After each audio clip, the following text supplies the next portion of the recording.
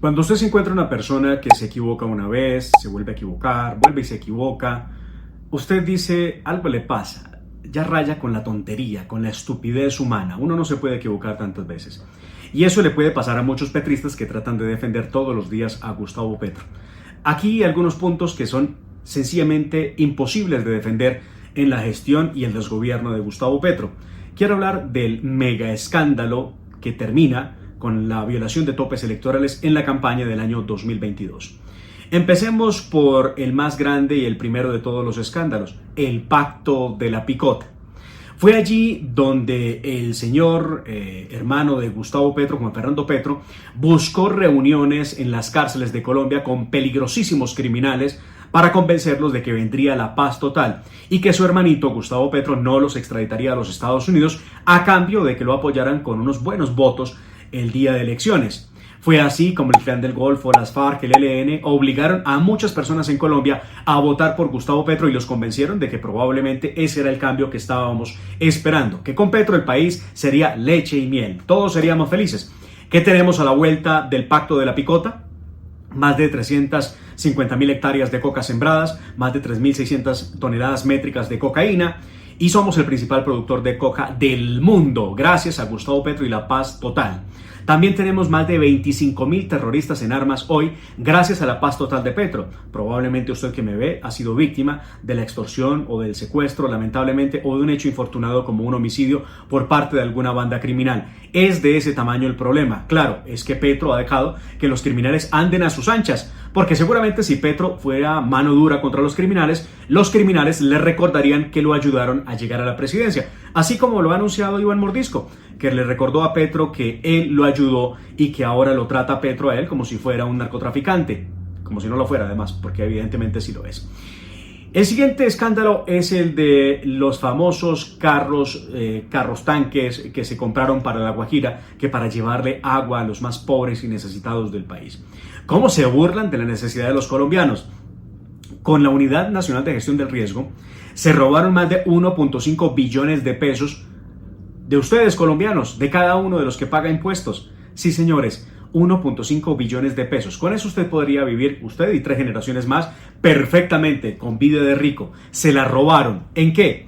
Pagaron coimas en el Congreso de la República. Se dice que a Iván Name, quien fuera presidente del Senado de la República, le dieron 3.000 millones de pesos para compra y venta de votos. Y a Andrés Calle, que también fue presidente, pero de la Cámara de Representantes, le dieron 1.000 millones de pesos. Y con eso se logró aprobar la reforma pensional, se logró aprobar el Ministerio de la Igualdad, la primera reforma tributaria de Petro. Increíble, sí, el pacto histórico utilizaba plata para comprar votos y lograr las reformas sociales. Nada más falso y mentiroso que hablar de reformas sociales cuando están robándole la plata a los ciudadanos. Pero ellos dicen que ellos no roban, que ellos son diferentes a toda la clase política. Son peor que cualquier clase política, al punto que es Armando Benedetti el ministro del Interior. ¿O cómo un petrista defiende que Benedetti sea el ministro de Gustavo Petro? A ver, los escucho, los leo. A ver, defiendan ese nombramiento de un sujeto que tiene por lo menos 6 procesos en la Corte Suprema de Justicia. Será por buena persona que los tiene. Ahora vamos al siguiente paso de este mega escándalo. Sus 2 ministros, Ricardo Bonilla, que fuera ministro de Hacienda, y el señor ministro Luis Fernando Velasco, quien fuera el ministro del Interior, están siendo llamados por la Fiscalía a imputación de cargos por el robo de la Unidad de Gestión de Riesgo, los 1.5 billones de pesos que se robaron. Recuerdan los carrotanques, ¿no? Carrotanques comprados con sobrecostos que fueron a La Guajira, se enterraban en el desierto y tenían que desocuparlos para poderlos mover. No sirvieron para nada. Muchos de esos carrotanques terminaron en Boyacá, otros terminaron en el departamento de Nariño. La platica se la robaron y hay unos cuantos presos por eso, pero realmente los pesos pesados no están presos, siguen libres. Y se dice que Petro todo lo sabía. Muy bien. Vamos al siguiente escándalo. El siguiente escándalo tiene que ver con la compra de los aviones de combate Gripen. Pues resulta que se conoció hace unos cuantos días que los Estados Unidos habían mantenido una oferta hasta el año 2024 para la compra de 16 aviones F-16 y encimaban uno más por un precio de 103 millones de dólares. Los aviones de los Estados Unidos resultaban mucho más baratos que los aviones Gripen que compró Gustavo Petro, a un 55% más caros que los que han comprado otros países en el mundo. Entre otros, se dice que esos aviones Gripen cuestan unos 235 millones de dólares la unidad. Los aviones de los Estados Unidos costaban un poco más de 160 o 170 millones de dólares la unidad, o sea que compró unos aviones de combate más costosos. Los aviones caza F-16 están probados porque en el mundo han participado en guerras. Los aviones Gripen son como una especie de versión beta que nunca han sido probados en combate y que los va a comprar Colombia a un sobrecosto del 55% por unidad. Otro negocio de Petro o de los amigos de Petro.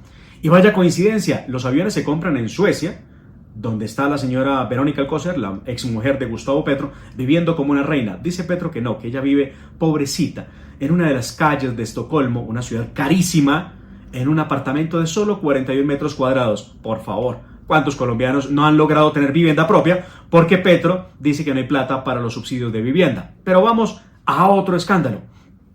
¿Reconocen los nombres del general Huertas y de Wilmer Mejía? Muy bien, son dos de los personajes que están salpicados y que aparecen en los computadores de alias Calarcá, criminal de las FARC, que está sentado haciendo la paz con Gustavo Petro. Y estos dos sujetos, tanto el general Huertas, que era jefe de personal del Ejército Nacional, y Wilmer Mejía, director de una de las divisiones de la Dirección Nacional de Inteligencia, aparecen nombrados en esos computadores. Gustavo Petro se esfuerza todos los días por explicar que es mentira, que la inteligencia artificial hizo los chats donde aparecen relacionados. ¿Por qué se mete Petro en una investigación que no tiene competencia para adelantar? ¿Por qué no deja que la Fiscalía determine qué es realmente lo que está ocurriendo allí? Pues simplemente torpedeando todo. Lo cierto es que la Procuraduría ya apartó a estas dos personas porque, señoras y señores, esos dos son personajes que tienen que ver con la seguridad nacional y están salpicados en una investigación que hizo Noticias Caracol de pertenecer o de tener tratos con la guerrilla. Oigan la gravedad, pero eso le parece a Petro absolutamente normal. Y les doy la última. La última es que el Consejo Nacional Electoral, después de más de 2 años y medio, por fin dio cuenta de que la campaña de Gustavo Petro, del Pacto Histórico, se voló los topes de campaña, los topes electorales, en más de 3.500 millones de pesos. Para el que no me entienda, una campaña tiene un tope hasta el que se puede gastar cierta cantidad de dinero. Si se gasta mucho más de esa cantidad de dinero, estamos frente a delitos de la mayor gravedad. Se volaron los topes electorales y eso fue lo que hizo el gobierno de Gustavo Petro. Bueno, es que no puede esperar nada diferente de Petro. Petro toda su vida la vivió en la delincuencia hasta que llegó a la política porque lo amnistiaron y lo indultaron, pero siempre ha sido eso. Entonces, violarse los topes electorales, violar la constitución política para Petro, eso debe ser normal. Y es lo que han hecho. Lo cierto es que se volaron los topes electorales por más de 3.500 millones de pesos. Y entonces, Ricardo Roa, presidente de Ecopetrol, deberá renunciar para responder ante la justicia por haber violado los topes electorales, lo mismo que la auditora y la contadora de esa campaña.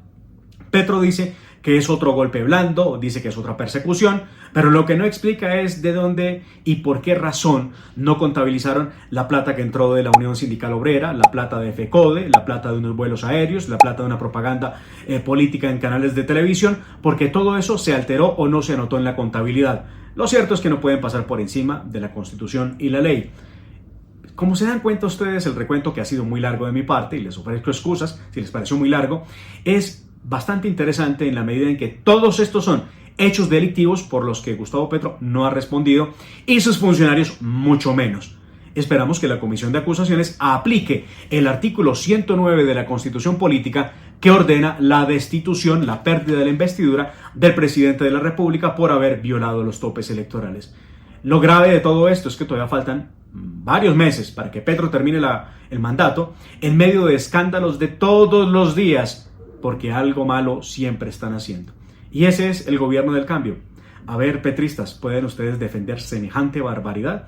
Y esto no son cuentos. Y por favor, no defiendan de manera mediocre diciendo es que la derecha siempre robó y es que la derecha es la culpable y es que Uribe y es que el paramilitarismo. A ver, defiendan con hechos probados que nada de esto que les he contado resulta siendo cierto.